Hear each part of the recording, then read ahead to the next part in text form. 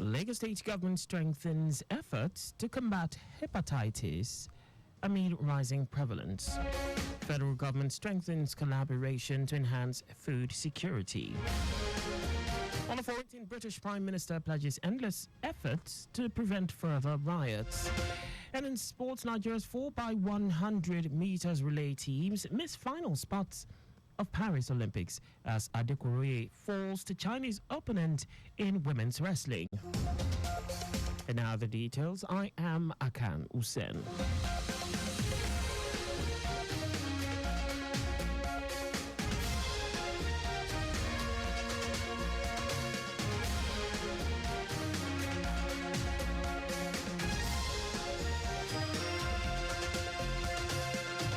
The Lagos State government has taken significant strides in the fight against hepatitis, launching comprehensive initiatives to curb the spread of the virus. Speaking at a symposium to mark the World Hepatitis Day in Lagos, the Permanent Secretary, Ministry of Health, Olusegun Ogboye, outlined the state's efforts, including subsidized hepatitis C testing, vaccination of residents, and extensive community outreach programs aimed at reducing the disease's impact on the population.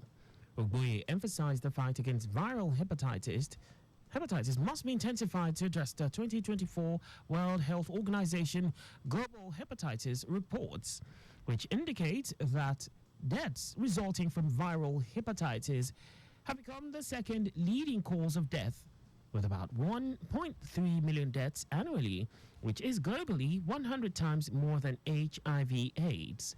Explaining the significant steps taken by the state government towards mitigating hepatitis, the Permanent Secretary said the state launched the Hepatitis Control Program in 2017 with a dedicated budget line. Ogboye said the state government has provided access to hepatitis C viral load testing at subsidized prices, stressing that 435 hepatitis C viral load tests have been performed. He added that the state government has also screened and vaccinated about 5,000 individuals, primary health workers across the state. The Lagos State Emergency Management Agency, LASEMA, says the fire at the mobile filling station, Allen Roundabout, near Airport Hotel, has been extinguished, and all safety precautions have been implemented to secure the 2 LPG gas cylinder trucks from any further incidents. Head LASEMA Public Affairs Unit Nosa Okumbo, in a statement, said the damage occurred to the 8-ton LPG gas cylinder truck while gas was being dispensed to customers, causing the gas to escape rapidly before bursting into flames. He said the agency's response team, along with the Lagos State Fire and Rescue Service, the National Emergency Management Agency, Lagos State Building Control Agency, Lagos State Neighborhood Safety Corps, Federal Road Safety Corps, Lagos State Ambulance Service, and the Nigerian Police Force were involved in further response and investigations. The Nigerian Air Force says the air component of Operation Hadin Kai has destroyed terrorists' improvised explosive devices factory at Graza, a location deep in the Mandara Hills in Borno. This is contained in a statement by the Director, Public Relations and Information, NEF, Edward Gapquet. Gapquet said the air interdiction was sequel to the recent attacks on innocent civilians in the state using IEDs and suicide bombers. He said airstrikes were conducted on August 2 following intelligence which revealed the sighting of a possible IED factory and storage area for other logistics. Gapquet said the targets were acquired and effectively destroyed, adding that thick cloud of smoke that followed the airstrikes confirmed the destruction of the IED factory and the gun trucks. Now to the rest of the stories. The Federal Ministry of Agriculture and Food Security, in collaboration with the Ministry of Water Resources and Sanitation, has strategized to enhance food and nutrition security in the nation. Minister of Agriculture and Food Security Abubakar Kyari and his Water Resources and Sanitation counterpart Joseph Utsev stated this at a meeting in Abuja. Kyari said the partnership between the two ministries is aimed at tackling food shortages and inflation while scaling up production across the country.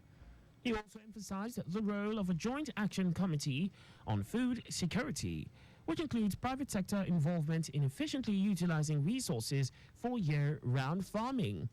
Kyari assured that the Ministry of Agriculture will continue to provide necessary inputs, incentives, and support to boost food production, aligning with President Bola Tinubu's commitment to ensuring sufficient food for Nigerians. On his part, Minister of Water Resources and Sanitation, Joseph Utsef, reiterated the ministry's capacity to support irrigation farming with abundant water resources and technical expertise. He stressed the need for adequate seedlings and inputs to cultivate 500,000 irrigable lands across 12 river basins in the country, which he said will make food both available and affordable. The Department of State Services has dismissed reports stating that its operatives raided the headquarters of the Nigerian Labour Congress NLC in Abuja. The NLC on Wednesday reported that armed men, purportedly from the DSS, stormed its office and made off with several documents. According to the NLC, the incident occurred around 8:30 p.m. NLC head of media and public relations, Benson Upa, stated that the assailants ransacked the bookshop on the second floor, seizing hundreds of books and other publications.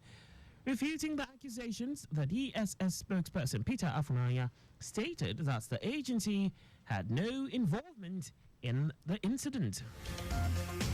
And now to foreign news. British Prime Minister Keir Starmer says it is important there is no let-up in efforts to prevent further riots ahead of an emergency meeting. Starmer says the justice system is working speedily to deal with people involved in the disorder, and sentencings are sending a powerful message.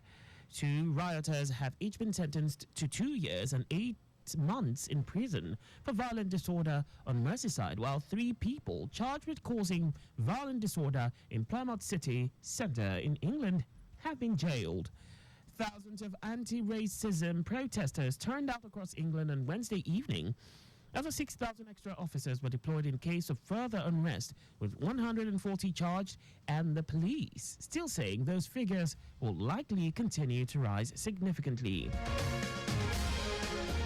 In our sports, Nigeria's hopes for a medal in the 4x100 meters relay events at the Paris Olympics were dashed as both the men's and women's teams failed to reach the final. The women's quartet of Justina Eyakobian, Favor Ofili, Rosemary Chukuma, and Tima Godbless narrowly missed out on qualification, finishing outside the top 8 with a season's best time of 42.70 seconds. Similarly, the men's team, consisting of Favor Ashe, Koinsola Ajayi, Alaba Akintola, and Ushorise Ishekiri, could not secure a place in the final, finishing 7th with a season's best time of 38.20 seconds. In wrestling, Odwayo Adekuroye lost her quarterfinal women's 57 kilograms bout 10-8 to China's Kexin Hong. Adekuroye led 4-0 at some point in the bout, but Hong fought back to claim victory. Just before we go, always drive within the specified speed limits. You can follow us on like all our various social media platforms. On X at Traffic Radio 961, Facebook Lagos Traffic Radio 96.1 FM, Instagram Lagos Traffic Radio 961. On YouTube, subscribe and watch us live on our channel, Traffic Radio 961. You can also visit our website on www.trafficradio961.ng. Did you know that the Sanwo-Olu administration organized a mentorship seminar for over 1,000 youths on the theme Agripreneur Strategy for Wealth Creation? You can get more details on the Lagos State Government's website. To end the news, here are the highlights of the major stories. The Lagos State Government has taken significant strides in the fight against hepatitis, launching comprehensive initiatives to curb the spread of the virus. The Federal Ministry of Agriculture and Food Security, in collaboration with the Ministry of Water Resources and Sanitation, has strategized to enhance food and nutrition security in the nation. We also told you that British Prime Minister Keir Starmer says it is important that there is no let-up in efforts to prevent further riots ahead of an emergency meeting. And in sports, Nigeria's hopes for a medal in the 4x100 meters relay events at the Paris Olympics were dashed as both the men's and women's teams failed to reach the final. Also in wrestling, Oduayo Adekoroye lost her quarterfinal women's 57 kilograms bout 10-8 to China's Kexin Hong.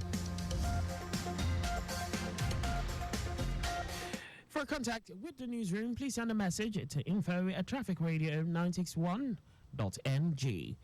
And that ends the news broadcast compiled by Abiola Fagbalagun. I am Akan Usen. Thanks for listening and please stay safe. Good afternoon.